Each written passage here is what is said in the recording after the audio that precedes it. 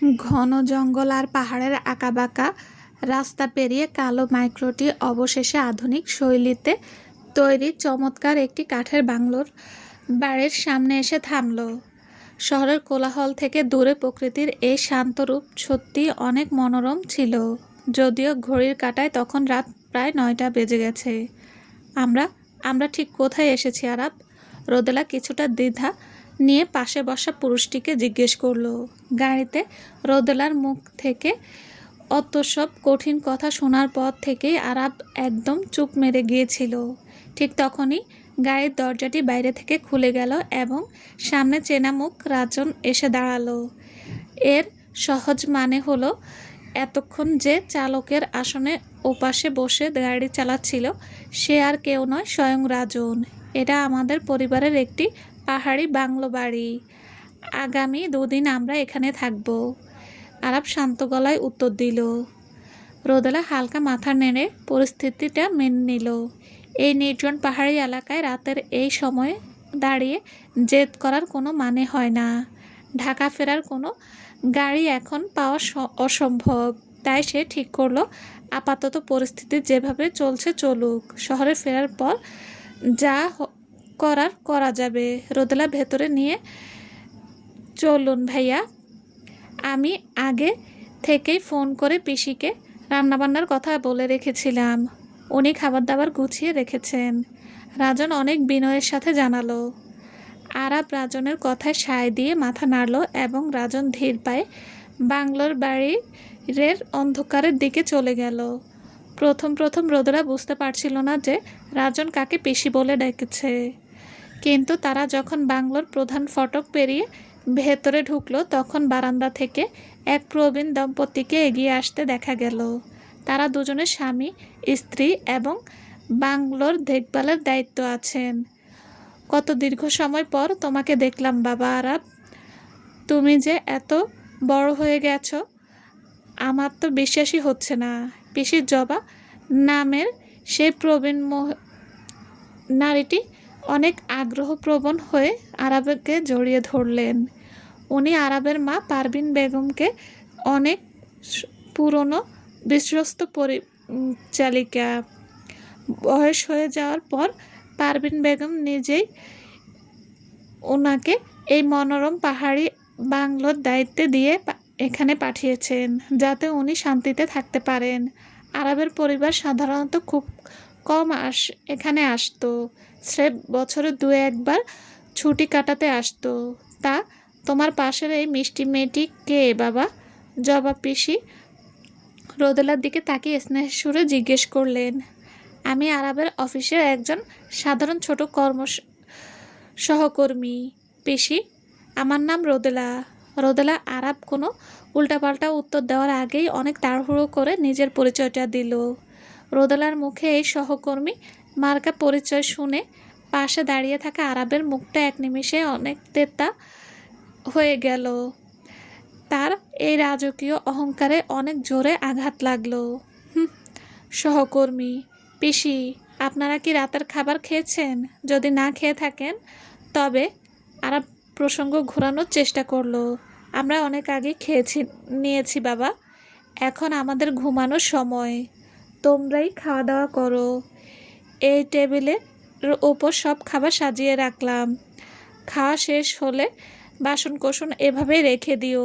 আমি আগামীকাল সকালে এসে সব পরিষ্কার করে দেব। জবা পিসি একগাল হেসে বললেন, কোনো অসুবিধা নেই পিসি। আমি নিজেই বাসনকোসনগুলো ধুয়ে গুছিয়ে রাখবো। আপনি অনেক ক্লান্ত, এবার গিয়ে বিশ্রাম নিন। রোদেলা অনেক মিষ্টি করে বলল। জবা পিসি রোদেলার এই অমায়িক ব্যবহারে অনেক খুশি হয়ে বাইরে দাঁড়িয়ে থাকা নিজের স্বামীর সাথে নিজের ঘরের দিকে চলে গেলেন। তা রাজন ভাইয়া কোথায় গেলেন? রোদেলা ডাইনিং টেবিলের চেয়ারে টেনে বসতে বসতে জিজ্ঞেস করলো।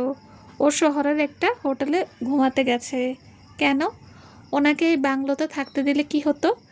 এখানে তো অনেকগুলো খালি ঘর আছে। রোদেলা অবাক হলো। আমার বাংলোতে আমার আর তোমার মাঝে অন্য কোনো মানুষ থাকবে না, ব্যাস। রোদেলা আরাব গম্ভীর গলায় বলল। রোদেলা আর কথা না বাড়িয়ে চামচ দিয়ে খাবার মুখে দিল। এই দীর্ঘ যাত্রার পর তার পেটের খিদে অনেক চড়া ছিল। অন্যদিকে আরাব নিজে খাবারের বিন্দুমাত্র হাত না দিয়ে শুধু এক দৃষ্টিতে রোদেলা চেটেপুটে খাওয়া দেখতে লাগলো। রোদেলার গালে খাবার জমে থাকায় এই দৃশ্যটি তার কাছে চোখে অনেক সুন্দর লাগছিল। রান্নাটা অনেক দারুণ হয়েছে, তাই না? আরাব জিজ্ঞেস করলো। হ্যাঁ, একদম খাঁটি ঘরোয়া রান্না। আমার এ ধরনের খাবার অনেক পছন্দ। তুমিও কিছু খেয়ে নাও না আরাব। আমার গলা দিয়ে ভাত নামবে না। কেন, খিদে পায়নি? আসলে আমার একা একা ঘুমানোর অভ্যাস নেই। আমি তোমাকে জিজ্ঞেস করছি তোমার খিদে পেয়েছে কি না। রোদেলা চোখ রাঙালো। আর আমি তোমাকে বলছি আমি আজ রাতে তোমার সাথেই ঘুমাতে চাই। আরাব নিজের সেই পুরুষালী জেদ নিয়ে সোজাসুজি বলল। রোদেলা এক দীর্ঘশ্বাস ফেলল। এই পুরুষটার স্বভাব সে খুব ভালো করেই চেনে। সে নিজের শারীরিক ও মানসিক চাহিদার কথা সব সময় বিন্দুমাত্র দ্বিধা না করে রোদেলার সামনে এভাবে খোলামেলা বলে দেয়। কোনো আড়াল বা লুকোচুরি রাখে না। বিগত একটা মাস ধরে তো দেশের বাইরে একাই ঘুমিয়েছ নাকি? তখন কি পাশে অন্য কোনো নতুন নারী ছিল? রোদেলা মুখ বাঁকিয়ে খোঁটা দিল। কেউ ছিল না। আর সত্যি বলতে গত একটা মাস আমি এক রাতের জন্য শান্তিতে ঘুমাতে পারিনি। 1 মাস ধরে ঘুমাওনি। অনেক বানিয়ে বানিয়ে কথা বলতে পারো তুমি। তোমার বিশ্বাস না হলে আমার কিছু করার নেই। তা এই এলাকার আশেপাশে চেনা কোনো আর ঘোরার জায়গা আছে কি জানো?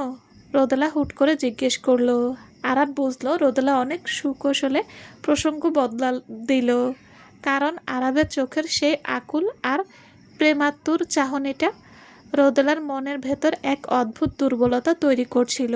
সে মনে মনে ভাবল এই বাংলাতে তাকে আগামী 2 দিন এই পুরুষটার সাথে একলা কাটাতে হবে। সে নিজের মনকে কতক্ষণ শক্ত রাখতে পারবে তা সে নিজেও জানে না। তার ভয় হতে লাগলো আরাবকে 2 মাস ধরে কষ্ট দেওয়ার যে প্রতিজ্ঞা সে মনে মনে করেছিল তা বুঝি এই 2 দিনেই গলে জল হয়ে যাবে। আরাবও খুব ভালো করে বুঝতে পারছিল যে রোদেলা ইচ্ছে করে এই প্রেমের প্রসঙ্গ এড়িয়ে যাচ্ছে। সে মুখে যাই বলুক না কেন গত একটা মাস সে রোদেলার অভাব প্রতিটি সেকেন্ডে হাড়ে হাড়ে টের পেয়েছে। কিন্তু এখন তাকে নিজের ক্লাবের আর ব্যবসার সমস্ত থমকে থাকা কাজগুলো অনেক দ্রুত গতিতে সামলাতে হবে। কারণ সে পুরো একটা মাস নিজের রাজত্ব ছেড়ে দূরে ছিল। ঢাকা ফেরার পর আমি বিন্দুমাত্র সময় পাবো না রোদেলা। ক্লাবের আর ব্যবসার অনেক ঝামেলা জমে আছে। এগুলো আমাকে দিনরাত এক করে মেটাতে হবে। মন দিয়ে নিজের কাজ করো, রোদেলা শান্ত গলায় বলল। আরাব রোদেলার এই কঠিন মনের দেয়াল দেখে এক গভীর দীর্ঘশ্বাস ফেলল। সে ডাইনিং টেবিল থেকে উঠে রান্নাঘরের কাউন্টারের দিকে এগিয়ে গেল। সেখান থেকে একটা বিদেশি মদের বোতল আর কাচের গ্লাস হাতে নিয়ে আবার রোদেলার সামনে এর চেয়ারে এসে বসলো।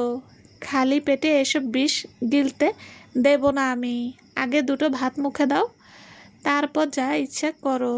রোদেলা অনেক অধিকার খাটিয়ে আরাবের হাত থেকে কাচের গ্লাস এক ঝটকায় কেড়ে নিল। সে খুব ভালো করেই জানে যে খালি পেটে মদ খাওয়াটা শরীরের জন্য কতটা ক্ষতিকর। তুমি কি আমার জন্য অনেক বেশি চিন্তা করছো রোদেলা? আরাবের ঠোঁটের কোণে এক রহস্যময়ী হাসি ফুটে উঠল। তুমি ছাড়া অন্য কোনো চেনা মানুষ হলেও আমি একই কথা বলতাম। তুমি আমার পূর্ব পরিচিত, ব্যাস। আর আমি চাই না যে এই মাঝরাতে তোমার লিভারের সমস্যা নিয়ে আমাকে হাসপাতালের বারান্দায় দৌড়াতে হোক। রোদেলা মুখ ঝামটা দিল। একটু আগে পিসির সামনে আমি তোমার সহকর্মী ছিলাম, আর এখন হুট করে পূর্ব পরিচিত হয়ে গেলাম। বাহ রোদেলা, তুমি অনেক সুন্দর সুন্দর নাম দিতে পারো। আরাব রোদেলার কোনো বারণ শুনল না। সে মদের বোতলটা সরাসরি মুখে তুলে এক নিঃশ্বাসে বেশ খানিকটা তরল নিজের গলায় ভেতর ঢেলে দিল। বোতলটা টেবিলের উপর অনেক জোরে শব্দ করে নামিয়ে রাখতে রাখতে তার ভেতরে জমে থাকা ক্ষোভ আর রাগ আবার চড়াও হয়ে উঠল। তুমি কি জানো রোদেলা, আমি তোমার প্রতিটা জেদ, প্রতিটি ধমক এভাবে মুখ বুজে কেন সহ্য করি? এর আসল মানে কি তা কি তোমার এই ছোট্ট মাথায় ঢোকে? না, আমার জানার কোনো আগ্রহ নেই। এর মানে হলো আমি এই জীবনে আর কোনো দিনও তোমাকে আমার থেকে দূরে যেতে দেব না। কতদিন হলো আমরা এভাবে একে অপরের থেকে আলাদা হয়ে আছি বলো তো? তোমার মনের ভেতর কি বিন্দুমাত্র কষ্ট হয় না? এই 1 মাস আমার ছাড়া থাকতে তোমার এক ফোঁটাও বুক কাঁপেনি? আলাপ অনেক চড়া গলায় নিজের ভেতরের পুরুষালী অধিকারী জাহির করলো। কষ্ট হবে না কেন? আমার এই যে রাগ আর ক্ষোভ দেখছো, এটা তো আমার মনের ভেতরে সেই তীব্র কষ্টের বহিঃপ্রকাশ। তুমি কি ভাবছো তুমি হুট করে একদিন এসে আমাকে একটা ভালোবাসি বলবে আর আমি সব ভুলে তোমার বুকে ঝাঁপিয়ে পড়বো? আমাদের মাঝের অতীতটা কি এতই সহজ ছিল আরাব? তুমি আমার কাছে তোমার সেই বাগদত্তা মাইশার কথা লুকিয়ে রেখেছিলে। তুমি আমার ইচ্ছার বিরুদ্ধে আমার উপর জোর জুলুম করেছো, আমাকে হোস্টেল রুমে বন্দি করে রেখেছিলে। এই সব কিছুর পর আমার মনটা কতটা ভেঙে চুরমার হয়েছিল তা কি তুমি একটাবারও ভেবে দেখেছো? আমারও তো একটা মন আছে। আমার মাঝে হয়তো আমি অনেক বোকা ছিলাম যে তোমাকে সবার আগে ভালোবেসে ফেলেছিলাম। আমার সেই ভালোবাসার অবমাননা যখন তুমি করলে তখন আমার কতটা কষ্ট হয়েছিল তা বোঝার ক্ষমতা তোমার নেই। কথাগুলো বলতে বলতে রোদেলার চোখ ফেটে অঝরে জল গড়িয়ে পড়তে লাগলো। সে আরামের সেই সুকঠিন মুখের দিকে তাকিয়ে নিজের ভেতরে সমস্ত জমে থাকা কান্না উগড়ে দিল। আরাব ভাবছিল রোদেলা বুঝি এখন অনেক স্বাভাবিক আছে। সে রোদেলার মনের ভেতরের এই বিশাল ক্ষতটা এক ফোঁটাও আঁচ করতে পারেনি। আমাকে ক্ষমা করে দাও রোদেলা। আমি আমার অতীতের প্রতিটা ভুলের জন্য অনেক বেশি অনুতপ্ত। আমি তোমাকে কসম খেয়ে বলছি, ভবিষ্যতে আমি আর কোনোদিনও তোমার এই চোখে জল আসতে দেব না। আমি নিজেকে একেবারে বদলে ফেলবো। কোনোদিনও তোমার ইচ্ছার বিরুদ্ধে কোনো জোর জুলুম করব না। তোমাকে নিজের খাঁচায় বন্দি করে রাখবো না। আমি তোমাকে তোমার চেনা আকাশে পূর্ণ স্বাধীনতা দেব। আরাব অনেক নরম গলায় বলল, তবে আমারও তোমার কাছে একটা আবদার আছে। আরাব ধীর পায়ে রোদেলার চেয়ারের পাশে এসে দাঁড়ালো। রোদেলা কোনো উত্তর দিল না। তার চোখ দিয়ে তখনও নোলা জল গড়িয়ে পড়ছিল। আরাব নিজের আঙ্গুল দিয়ে অনেক যত্ন করে রোদেলার গালের সেই অশ্রুবিন্দুগুলো মুছে দিল। এই যে আগামী 2 দিন আমরা এই বাংলোতে একসাথে থাকবো, এই 2 দিনের জন্য কি আমরা আমাদের অতীত আর ক্ষোভগুলো ভুলে একটা নতুন শুরু করতে পারি না? আমরা দুজনে একে অপরের সাথে অনেক মিষ্টি করে কথা বলবো, কোনো ঝগড়া করব না। আর ঢাকা ফেরার পর আমাদের সেই সম্পর্কের ভবিষ্যৎ কী হবে সেই পূর্ণ সিদ্ধান্ত নেওয়ার ভার আমি তোমার উপর ছেড়ে দেব। তুমি আমাকে যতদিন অপেক্ষা করতে বলবে আমি ঠিক ততদিন এক পায়ে দাঁড়িয়ে অপেক্ষা করব। শুধু এই 2 দিনের জন্য আমাকে একটুখানি শান্তি দাও রোদেলা। আরাব অনেক আকুতি করে রোদেলার হাত দুটো নিজের বুকের ওপর রাখলো। রোদেলা নিজেও এতটা পাষাণ হতে পারল না। আরাব যখন তার সামনে এভাবে ভেঙে পড়ে অনুনয় করছে তখন তার নিজের ভেতরের সেই সুপ্ত ভালোবাসার টানটা আবার জেগে উঠল। সে তো আরাবকে মন থেকে ভুলে যায়নি। তার ওপর তীব্র রাগ থাকার একমাত্র কারণ হলো সে আরাবকে অনেক বেশি ভালোবাসে। তুমি কি আমার এই আবদারটা রাখবে না রোদেলা? আরাব আবার রোদেলার চোখের দিকে তাকিয়ে জানতে চাইল। সে রোদেলার এই দুর্বলতার সুযোগ নিয়ে বিন্দুমাত্র কোনো জোর জুলুম করতে চাইছিল না। যদিও তার নিজের ভেতরে পুরুষালী ইচ্ছেটা অনেক চড়া ছিল। সে খুব ভালো করে জানতো এখন যদি সে রোদেলার অমতে কোনো নোংরামি করে তবে রোদেলার সাথে তার সম্পর্ক জোড়া লাগা সমস্ত রাস্তা চিরতরে বন্ধ হয়ে যাবে। আচ্ছা ঠিক আছে, আমি রাজি, কিন্তু ঢাকার ফেরার পর তোমাকে নিজের দেওয়া প্রতিটা শর্ত আর কথা অক্ষরে অক্ষরে পালন করতে হবে। আমার নিজের জন্য অনেক সময় দীর্ঘ সময় লাগবে। রোদেলা চোখের জল মুছে বলল। আরাব একগাল হেসে মাথা নাড়ল। রোদেলার কাছ থেকে এই পরিস্থিতিতে এত বড় একটা সুযোগ পাওয়াটাই তার জন্য এক জয় ছিল। এর চেয়ে বেশি কিছু এই মুহূর্তে আশা করাটা বোকামি হবে। দুজনের মাঝে চুক্তিটা হয়ে যাওয়ার পর তাদের রাতের খাবার আবার শান্তিতে শুরু হলো। এবার আরাব নিজে থেকেই বেশ অনেকখানি ভাত মুখে দিল। খাওয়া শেষ হওয়ার পর রোদেলা নিজেই ডাইনিং টেবিল সমস্ত থালা বাসন রান্নাঘরের সিকে নিয়ে গিয়ে অনেক সুন্দর করে ধুয়ে গুছিয়ে রাখলো। তা আমার ঘুমানোর ঘরটা কোন দিকে? রোদেলা কিচেনের তোয়ালে হাত মুছতে মুছতে জিজ্ঞেস করলো। দোতলার ডান দিকের একদম শেষের ঘরটা। জবাবেশি ওটা অনেক সুন্দর করে পরিষ্কার করে বিছানা পেতে রেখে দিচ্ছেন। রোদেলা ধীর পায়ে সিঁড়ি বেয়ে দোতলা সেই নির্দিষ্ট ঘরের দিকে এগিয়ে গেল। ঘরের ভেতরে পা রাখা মাত্রই সে এক মস্ত বড় বিস্ময় খুঁজে পেল। ঘরের চারপাশে দেয়ালগুলো বড় বড় কাচ দিয়ে তৈরি, যার ওপাশের রাতের আধারে মোড়ানো পাহাড় আর ঘন জঙ্গল স্পষ্ট দেখা যাচ্ছিল। রোদেলা জানালার ভারী পর্দাটা সরিয়ে ওপাশের আকাশের দিকে তাকালো। রাতের আকাশটা তারায় ঝলমল করছিল। এই দৃশ্যটি দেখে রোদেলার মনটা এক নিমেষে অনেক ভালো হয়ে গেল। সে মনে মনে ভাবল, সকালবেলা যখন এই পাহাড়ে সূর্য উঠবে তখন এই দৃশ্যটা না জানি কতটা স্বর্গীয় সুন্দর দেখাবে। সে মনে মনে আরাবকে একটা ধন্যবাদ দিল তাকে এত চমৎকার একটা জায়গায় নিয়ে আসার জন্য। যদিও আর ধরনটা অনেক রোমাঞ্চকর ছিল। অন্যদিকে আরাব তখনও নিচতলার ডাইনিং টেবিলের সামনে বসে একা একা মদের গ্লাসে চুমুক দিচ্ছিল। আজ রাতে সে নিজেকে অনেক বেশি মাতাল করতে চায়, যাতে নিজের ভেতরে সে সুপ্ত পুরুষালী কামনার তীব্রতাকে সে কিছুটা হলেও নিয়ন্ত্রণ রাখতে পারে বা প্রকাশ করার সাহস পায়। সত্যি বলতে সে নিজের স্বভাবগতভাবেই অনেক সাহসী আর একগুঁয়ে পুরুষ। কিন্তু রোদেলার এই ভাঙা মন দেখে সে কোনো ধরনের তাড়াহুড়ো করতে চাচ্ছিল না। গায়ের ভেতরে রোদেলার সেই নরম ও কোমল শরীরটাকে নিজের কোলের উপর বসিয়ে যখন সে জড়িয়ে ধরেছিল, তখন থেকে তার ভেতরের পুরুষালী উত্তেজনা অনেক চড়াও রূপ নিয়েছিল। সে একজন রক্ত মাংসের টকবকে যুবক। তাই রোদেলার মতো একটা রূপবতী মেয়েকে এত কাছে পেয়ে নিজের কামনার আগুনকে চেপে রাখাটা তার জন্য এক পরীক্ষা ছিল।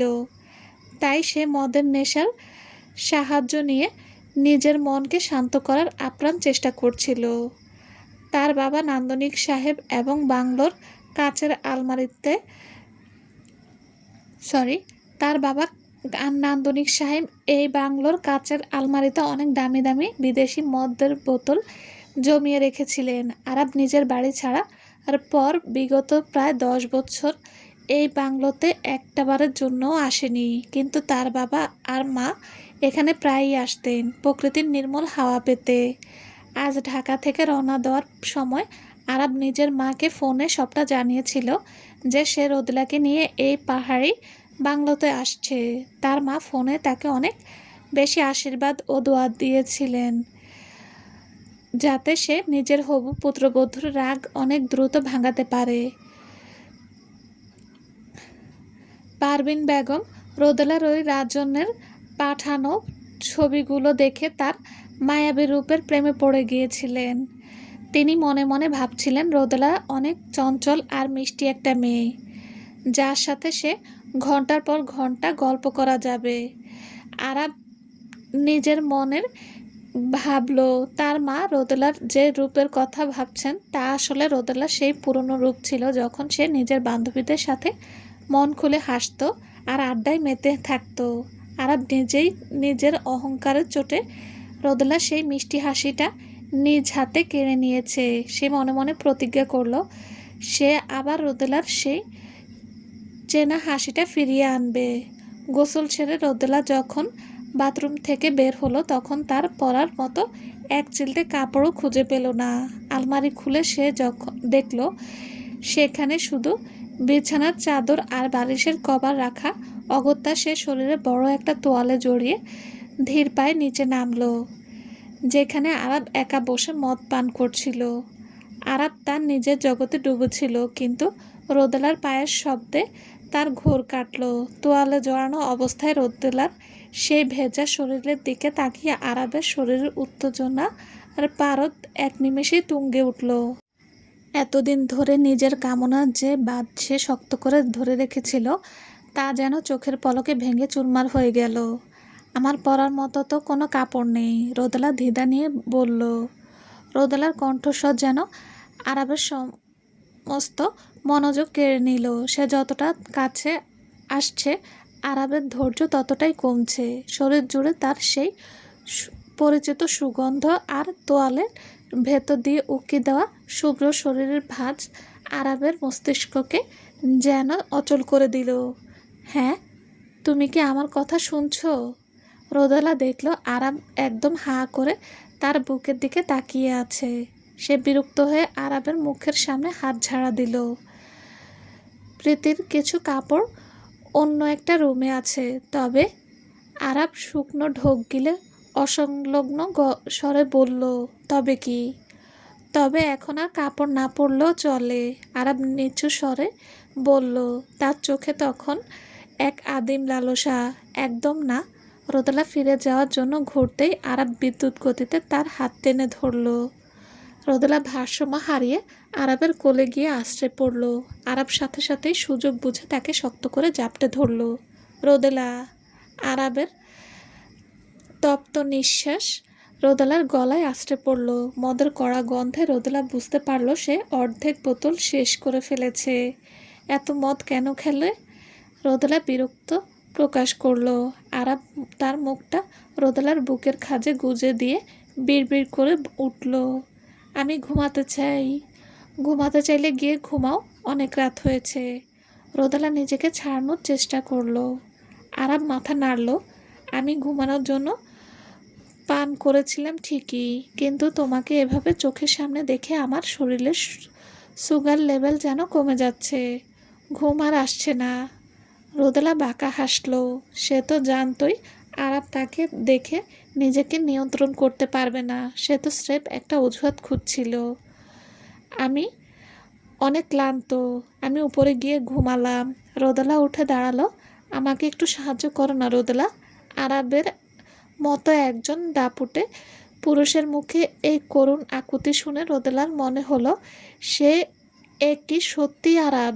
সে তো এখন যেন কোনো অবুঝ বাচ্চার মতো আচরণ করছে।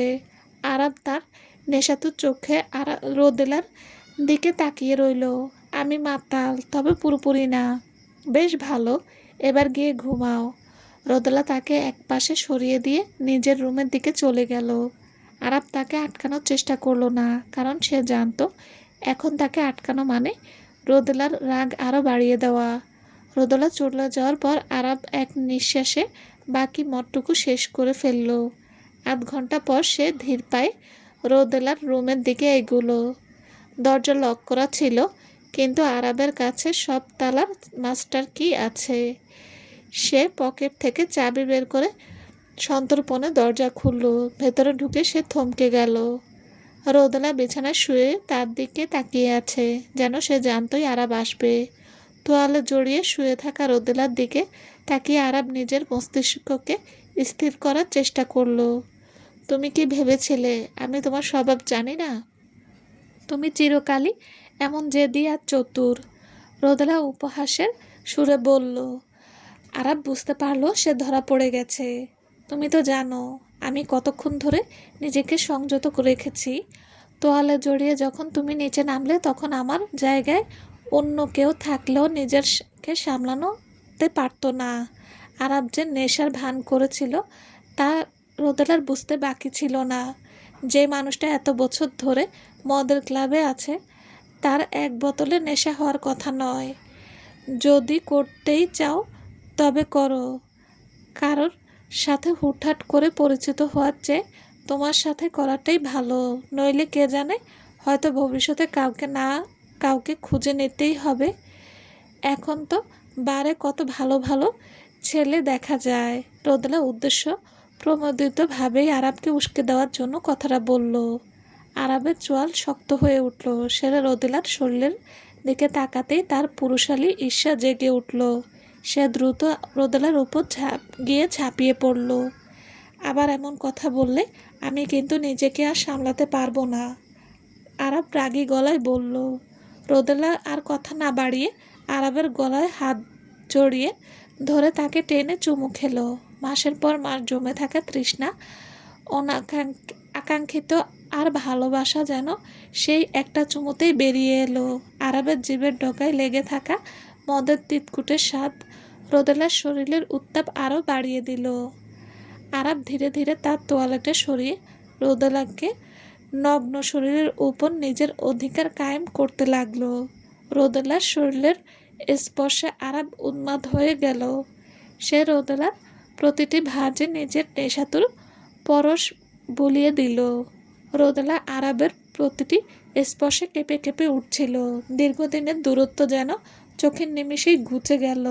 আরাবের প্রবল উত্তেজনায় রোদেলা যখন নিজেকে সমর্পণ করার ঠিক আগ মুহূর্তে সে তাকে থামিয়ে দিল। একটু থামো আরাব, কন্ডমটা নাও, রোদেলা ফিসফিস করে বলল। আরাব ভ্রু কুঁচকে তাকালো। সে একদম প্রস্তুত ছিল না, কারণ সে বহুদিন ধরে রোদেলা ছাড়া অন্য কাউকে স্পর্শ করেনি, আর তার কাছে কন্ডমও ছিল না। এখন মাঝরাতে এই নির্জন পাহাড়ে সে এগুলো কোথায় পাবে? আরাব নিজের শরীরের উত্তেজনা আর রোদেলার শরীর সব মিলিয়ে সে চরম দ্বিধায় পড়ল। তার মনে হলো এ যেন মরিচিকার মতো তার হাতের মুঠোয় এসে ফসকে যাচ্ছে। চলবে। আসসালামু আলাইকুম।